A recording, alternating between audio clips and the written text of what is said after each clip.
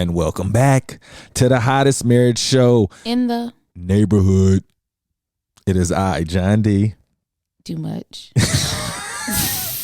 And Kanika, a.k.a. Like, I want to be a part. Welcome back to Doing Too Much Podcast. I am John D. and this is my better half, Kanika. Absolutely. How are you doing? I'm doing great.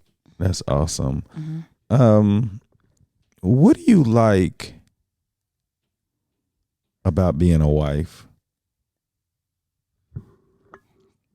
And the reason why I'm asking is because I thought about the things that I like being as a husband. I think where I am now,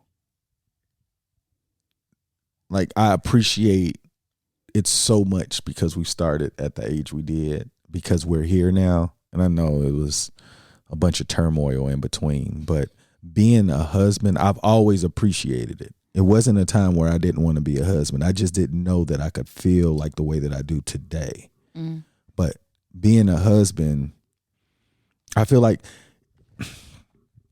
you know how when you understand something, you just don't worry about things. Mm-hmm. That being married and being your husband, mm-hmm. like truly understanding that, a lot of the things that I used to think about, I don't think about anymore. Like, for example, like single stuff. Mm-hmm. Like going to, like, I used to go to bars to watch games and stuff. Mm-hmm.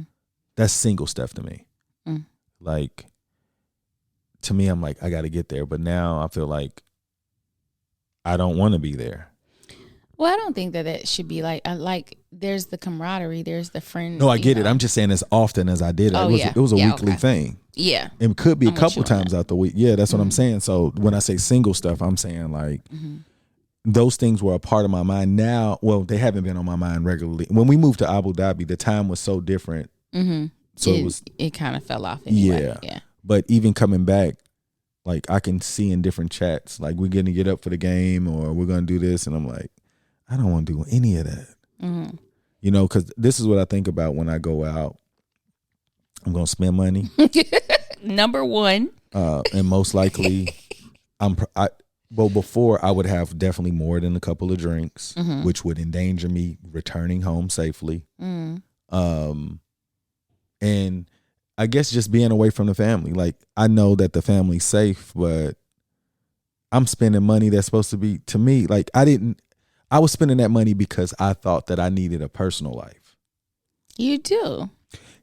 Yeah, but it's different. Okay. Like, my personal life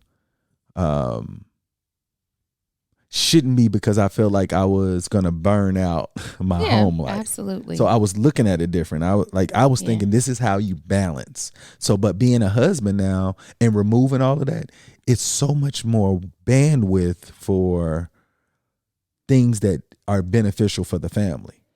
I mean, absolutely. But see, that's what I'm saying. As a husband that can accept that role, you appreciate things you don't do when you are single anymore. Mm. At least I do.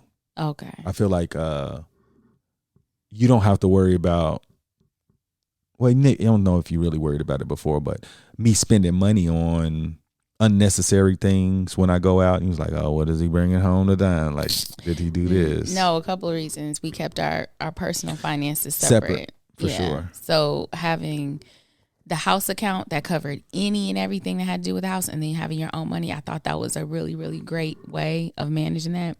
So whatever you got, I didn't know what was going on with your finances. It just wasn't impacting our home. Yeah. So do you think that is something that all married people should try out in the beginning?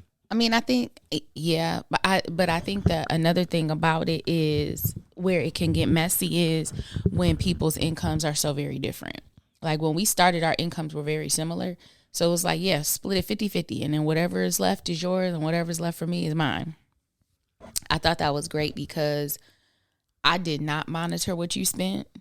You were responsible for your own credit. You were responsible for your own stuff. And I know other people would be like, well, you know, what if something happened?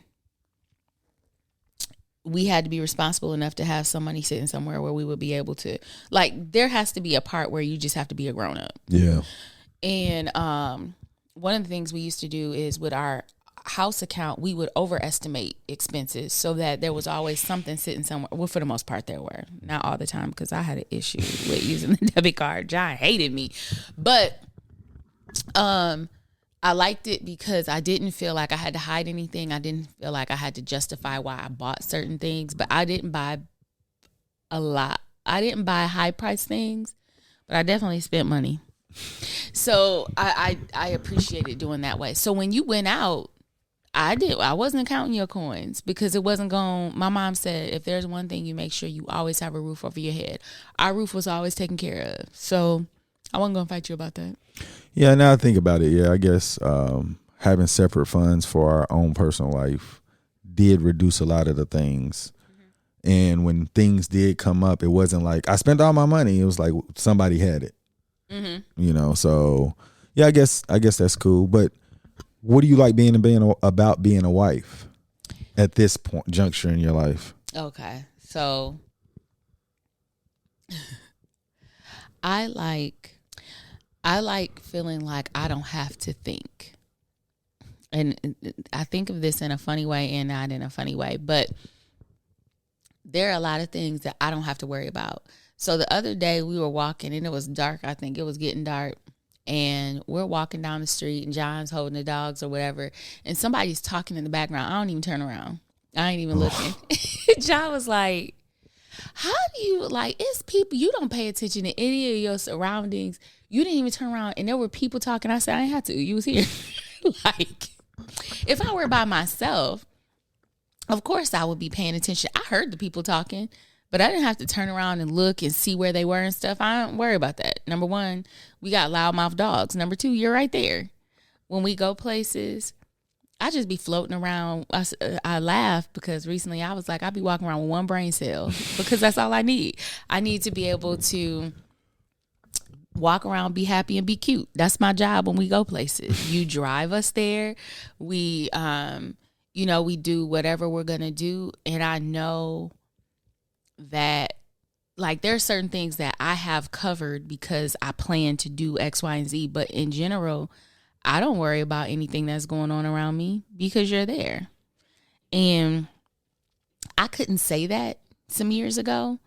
But now I notice it and I laugh at myself. Like when I get in the car, I expect my door to be open for me. When I'm getting, and even when you're not, like Dallas will do it. And he sees you do it, so he does it. And so I believe that even when I'm older and I'm with Dallas, I ain't going to have to worry about nothing because he understands what it's supposed to look like. But as a wife, I think that that's what I enjoy the most. I love being able to be somewhere and fully feel like I don't have to worry about anything around me. That's kind of cool because I've never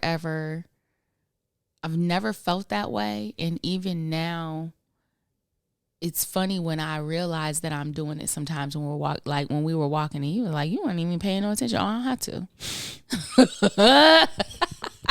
I don't have to do those types of things. And it made me think, one day I was thinking about it and there was this woman, I remember we had a conversation before. And I said, if there's a woman in the wherever you are and she's in danger, are you going to help her? Are you going to feel, necessary to protect her? Blah, blah, blah, blah. So this woman posted and she said, if my husband is somewhere and a woman is in danger, I need her to understand that he's not there to protect her because he's here to protect me. And if I'm not there, he's not supposed to be putting himself at risk for someone else and then possibly not being here for me. So if you see my husband, just know he's not coming to your rescue. And it's weird because I think when we had the conversation, in my head, I've always experienced when I was younger, whatever guys I was with, they looked out for me. So if another guy was acting crazy, and I was with a group of guys, it didn't matter. I remember one time, you remember in Michigan State when 8 Mile came out? And, yeah, I was gone. Oh, you were. I know. John was gone. However, I was Miss Black and Gold. And Miss Black and Gold was, I don't know, a representative of it. Alpha for Alpha. Yeah, yeah. And so when I went to the thing, I was supposed to find them to get in, and I couldn't find them anywhere. And I was just kind of standing there, and Coop walked up. Now, Coop knew me, but he didn't know me. But John is a part of Omega Sci-Fi, and Coop was like, "You coming in with us?" And he took me in there, and it was like I was around. It wasn't like they were all like standing around me like I was the queen of the cues or anything, but I was watched over. And so that was kind of the mindset I had. I remember one time I was riding down the expressway. I don't know why these people, it was some guys in a car, and they kept riding really close to me, getting in front of me and braking and like really antagonizing me, like terrorizing me on the highway. And I was with the Alphas, and I remember there were 2 cars of them, and they pushed him up, and then they went in front of me and then the side of me so that the guy couldn't bother me anymore. So my experience with young men as a young woman, you didn't have to be doing anything with me. The men around me took care of me. And so in my head, I always looked at it that way, where the men around me would take care of me. And taking it a step further, thinking about my cousins, my brother, when they were older, I remember I had a problem at a football game with a boyfriend he was really out of line, and out of nowhere, my cousins and my brother came out of nowhere. And it's like, I've always been protected by a group of men, and you didn't necessarily have to be related to me. You didn't necessarily have to know me, but I was always taken care of. So in my head, even as adults, when I asked you that, I think in the conversation, my expectation was that you would be like, yeah, like I'm not going to just let some woman get hurt or whatever. But when I heard that woman say that, I'm thinking to myself, she's right, because we have children and there's me. And if you're my husband, am I really supposed to be like, John, you can't let women get treated however, but you're here to protect me. So then what happens to me if you're gone? I don't have a person. We don't live in a life where I'm hanging around with Qs or I'm hanging around with cousins all day long or whoever, and somebody can look out for me anymore. So I kind of took that in a different turn. I'm sorry. That's all right. But yeah, I feel the greatest thing about being a wife is feeling like I have someone who's always looking out for me, who's always watching, making sure, like even sometimes I know I can drive and go do something. John will get in a car, even if he's not driving, so that he's there. And to me, aside from having like a built-in friend in the house with me, I think that is one of the things I feel like I love about being a wife. You do a good job. I'm glad. I want to only do better though. Okay. So I want to say thank you. But I'll say this though. It used to be difficult to be like a good husband. And when I say good, I'm talking about the things that you like. I think I purposely did try to do things that you like. But now it's so much easier because when you do those things in practice, you just get a different person. Like before I was doing it because it was like out of priority. Yeah. Now I do it because you're just a different person when you feel safe or happy. Yeah. So to me, I feel like in order to be in a successful relationship with anyone, there are things that you just have to expect to do so that person can feel a certain type of way majority of the time. If you don't make her feel that way or him that way, why are they with you? Yeah. So to me, that's why I don't like when we get into it, because I don't want to get into it. I'm like really trying to figure out why we even got to that point. Me too. And well, most of the time we get to that point because I don't understand something and I say something that you feel like I should understand. And then your tone changes and I get sensitive where my language just doesn't sound, it doesn't, you can't understand it, and you seem to get more upset. But watching it now, like I enjoy you just in ways where I'm like, I specifically worked to create this relationship, right? Mm-hmm. But I don't plan on stopping. Mm-hmm. So I just feel like, what is it going to look like? So being a husband now, my expectations is just totally different, because I feel like at some point you're going to become a person you didn't know you could become. And you're going to be able to create a better product in whatever you do, because you're going to be happier. You're going to be a different type of soul. Like if you can feel like you're protected with me now, just imagine if you're happy and protected. The things you do is just a lot more fun. Right. So that's the thing, like being married, if you want it to be successful, you have to have those conversations you don't want to have. And you got to expect you guys to get into it. But the way that you handle it is what's going to determine how successful the next friction moment happens. Yeah. Because I think like now, well, like you cursed at me the other day, and I said it too. I was like, you cursed at me. Look, so check this out. In my head, I was like, you did the right thing. Because I was like, she lost her control. She cursed. You let her know it. And when you guys can come back to it, you let her know you won. Because I didn't lose my control where you was just like, fuck! Excuse my language. And That's I was one like, of my favorite words when I'm mad. And I was like, you cursed. He did. And I closed the door and I cussed even more. I said, oh, dumb. Don't nobody care if you don't like my word. I'm mad. Yeah. But sometimes I have to get that frustration out.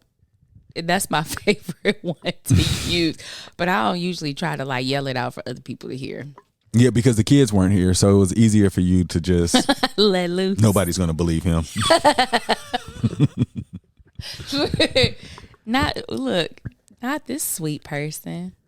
I remember I asked the kids who was the sweetest. I'm the sweetest woman you know. Dallas was like, no, not you.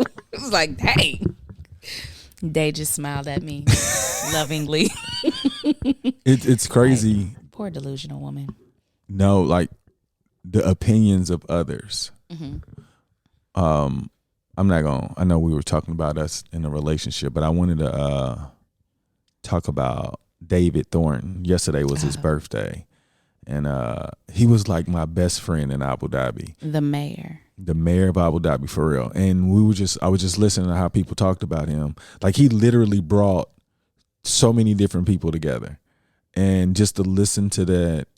Like he had this laugh that made you just like think that everything was fun, like it was cool. And yeah, I was trying to think like when people wanted to be around me, it wasn't for the same reasons. Mm-hmm. They thought I was a good time, but he was a pleasant. Yeah. Like his smile, his energy, and I was like, how can I become more like that?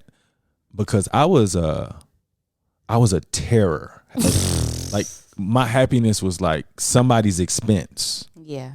And I was just like, he really, like, I don't remember. He got mad at me like one time. Really? Mm-hmm. It was like for like 30 seconds. But he did. And I was like, what happened? And then I think I know what happened, but it was over. And I was like, okay, I guess I can't talk to him that way. Mm-hmm. And I don't know what I said specifically, but to me, I felt like, man, I clean your crib up every day. Mm-hmm. If I'm telling you need to clean your crib, you can't talk to me like that. But I was just like, he's a grown man. He want his crib junky. But I used to clean it up anyway because I'm like, I can't be. I can't sit here. Yeah. So, but it was just like I said, it was only one time. But he had an energy that people wanted to be around, and they knew it was going to be fun. Absolutely. He had a big smile and a bigger laugh. Yeah, and shout out to him because I would really like what he had when he brought people together. Mm-hmm. And it wasn't just black people; it was Emiratis, other Muslims, like people from other countries. Like he just knew, like everywhere he went, somebody knew him. And it was always a smile. Yeah. You know, so a great dude. Yeah, he was definitely a great guy. Happy belated birthday, and I hope that you know that you have not been forgotten. And it was a pleasure getting to know you. I just wish I could have been this person I am today to help him before he got to the point where he had to pass. Mm-hmm. And I just wasn't there. And I think that's my biggest hurt, because I wasn't mature enough to be a better example to him or say the right words to get him to change for his health. And shout out to David Thornton. Shout out to David. Anybody you want to give a shout out before we get out of here? Shout out to Gucci. Did you say the coochie? I said Gucci. That's what, when they asked Lil Wayne, when they were telling him who were the top, he was like, Eminem not in there. But who'd you say? Gucci Mane? Shout out to Gucci. He said that. Yeah. So no, I don't. Just shout out to Gucci. Shout out to all people that's interested in having a growing relationship. Now, a growing relationship is not always going to be happy. It can't be happy because y'all haven't talked about enough to know what each other don't like. Like, in order to truly find happiness, you want to make sure that other person doesn't become happy because you did something. And I realized the sacrifice I had to make to give my wife what she deserved was more so me realizing my ego wasn't as important. You know, I remember just the way that I thought as a man and to the person I've become today, like I was selfish. And even though I wanted her to have everything, it was the way that I wanted her to have it. It wasn't the way that she wanted to have it. And now I feel like when she tells me she wants something, I don't put no spin on it. I try to give it to her the way she asked. She did ask for that specifically. It was like, she'll like this better. Yeah, that was some crazy mess. But see, that's what I'm saying. I'm growing. But shout out to all of you guys who are looking for the relationship where you can grow with the person and enjoy their company, like just because you know they're there, not because you're going to see them, because you know that they're there. And I feel like that with my wife. Even when I go to work or go anywhere, I know she's there. So any of you guys that's working on that or got it, you guys deserve all of it. Those of you that want it, you deserve it. But understand it takes a level of effort that most of you guys have not seen, because if you did, you probably wouldn't be listening to this. But yeah, shout out to you guys. Oh, well, let me do one shout out because I wasn't thinking. We always hear that Black women are the most unprotected people, especially in the United States. But I'm going to say thank you to everyone who fights against that fact every day and protects us. So, and that's not just men, other women as well, looking out for one another. So thank you to everybody who keeps us safe and feeling safe and secure. Y'all make today better than yesterday? Don't worry about anything you cannot control. Attack the day with relentless tenacity and bend all opportunities to your will. Be great on purpose. Boom.